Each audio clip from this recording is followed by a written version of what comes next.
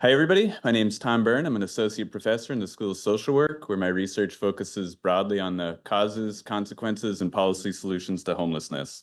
And I want to talk to you today about findings from one study collaborators and I did looking at the relationship between housing affordability and homelessness at the community level.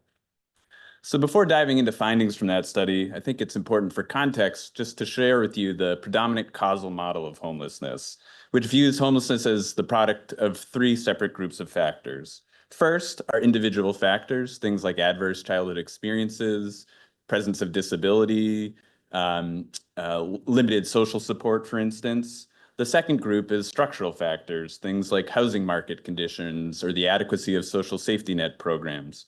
And the third group of factors are trigger events, things like a job loss or discharge from an institutional setting like the foster care system or the criminal justice system. And one way to think about this causal model is that each of these factors answer slightly different questions. Structural factors answer the question of how much homelessness is there likely to be in a community, and the presence of the right set of structural factors are a necessary prerequisite for any amount of homelessness emerging in a community. Then, in the context of these structural conditions, individual level factors determine which specific individuals are likely to be at a higher risk of homelessness. And triggering events then determine who among these at-risk individuals are likely to experience the onset of an episode of homelessness at any given point in time. And my talk here today is going to focus in on these structural factors, which is an area where I've done quite a bit of research.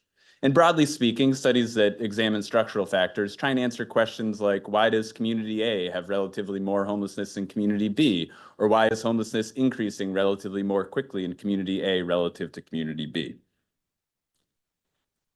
And in one study I want to highlight today, my collaborators and I sought to assess the relationship between housing affordability and homelessness at the community level. And this graph summarizes what we found.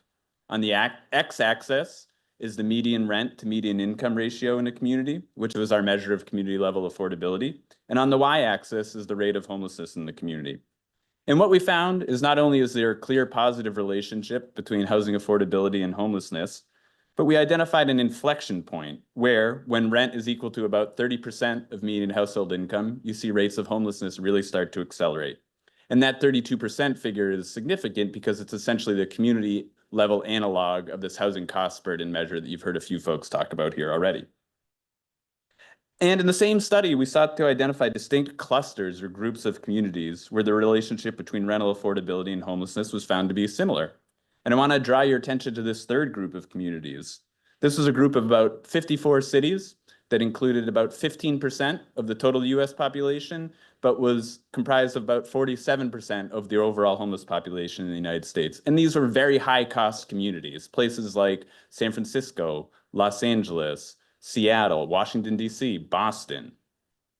And just to step back here and conclude with what the implications of this work is, as I'm sure folks might be aware, there's been significant recent increases in homelessness in the United States over the past couple of years. And where there are strong voices in the public discourse that might attribute these increases to things like mental illness or substance use disorders, what I think findings from this study and other work that has yielded similar findings really shows is that the more likely culprit here is increases in housing and affordability, and that's really where our policy, that's really what our policy should be targeting. Thank you.